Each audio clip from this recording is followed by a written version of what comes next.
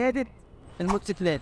سلسلة جديدة هنتكلم فيها إن شاء الله عن إزاي تكشف على الموتوسيكل بتاعك وأنت بتشتريه، سواء كان زيرو أو مستعمل، وأهم الأجزاء اللي في الموتوسيكل نقدمها لكم بخطوة محمود سيرو. يلا بينا نشوف أول مريض معانا في حلقة النهاردة، ألا وهو البطارية. ده يبقى موضوع حلقة النهاردة، هنتكلم فيه شوية عن البطارية وازاي تكشف على البطاريه بتاعه الموتوسيكل بتاعك وانت بتشتريه. طيب مبدئيا خلينا نجاوب على سؤال الحلقه اللي فاتت اللي سالنا فيه ازاي البطاريه بتشحن، وهل هي بتشحن زي الموبايل ولا لا؟ فالاجابه ان البطاريه بتشحن من الملف دوت بيبقى موجود جوه هنا، دوت عباره عن ملف نحاس لما بيلف بيولد مجال مغناطيسي، المجال المغناطيسي ده بيولد الكهرباء دي بتشحن البطاريه.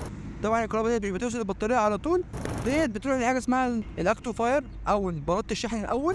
بلاطه الشحن دي فائدتها اللي هي قطعه حديد موجوده تحت التانك دوت على الشاسيه، فائدتها ان هي تحتفظ بالطاقه او الكهرباء اللي جايه من الملف وتديها للبطاريه لما تفصل، لان الملف لو وصلناه بالبطاريه اللي هي تحت الكرسي دي على طول هتضرب، هيجي لها كهرباء زياده وهتضرب. فلازم ننظم الكهرباء بتاعتها عن طريق الاكتو فاير او بلاطه الشحن اللي هي بتورد لها كهرباء من الملف لما البطاريه تفصل.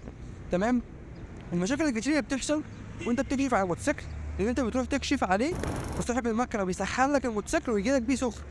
تمام. فاول ما انت تحط المفتاح بتاعك كده اهو وتدور تلاقي الموتوسيكل بتاعك لقط على طول مارش، فاهم؟ فانت تقول اوف البطاريه دي ايه؟ دي زيرو. تمام.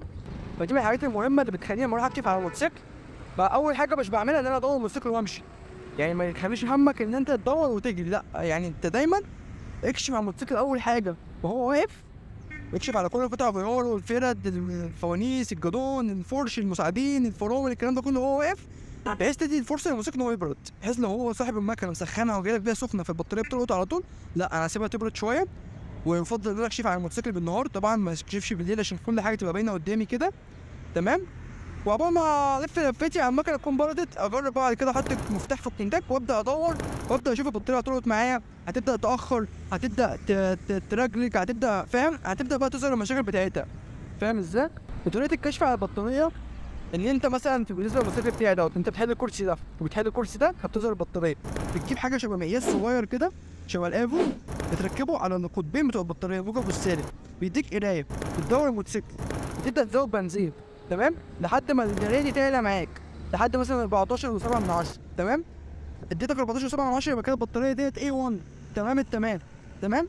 سبت المكنه ما بتبصش بنزين وبصيت على القرايه، القرايه بدات تنزل معاك، البطاريه دي بتسرب شحن، يعني هي هتبدا تنزل لحد معين، بدات تنزل اكتر لحد معين دوت البطاريه دي بتسرب شحن. طب اديتك اكتر من 14.7 يبقى البطاريه دي بيجيلها كهرباء زياده، يبقى ممكن يكون المشكله فين؟ في الاكتو فاير او بلاطه الشحن اللي احنا قلنا ان هي شغلتها ان هي توظف الكهرباء اللي رايحه للبطاريه عشان ما يجيلهاش كهرباء زياده. فهمتوا حاجه؟ بس ده كان سريعا كده البطاريه وطريقه الكشف عنها.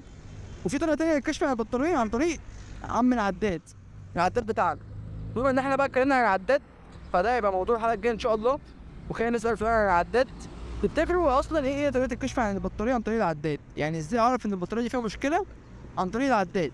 اللي عارف يكتب تحت الكومنتات، واللي مش عارف يستنى الحلقه الجايه هنتكلم فيها شويه عن العداد. ودي كانت حلقه النهارده من عطر الموتوسيكلات.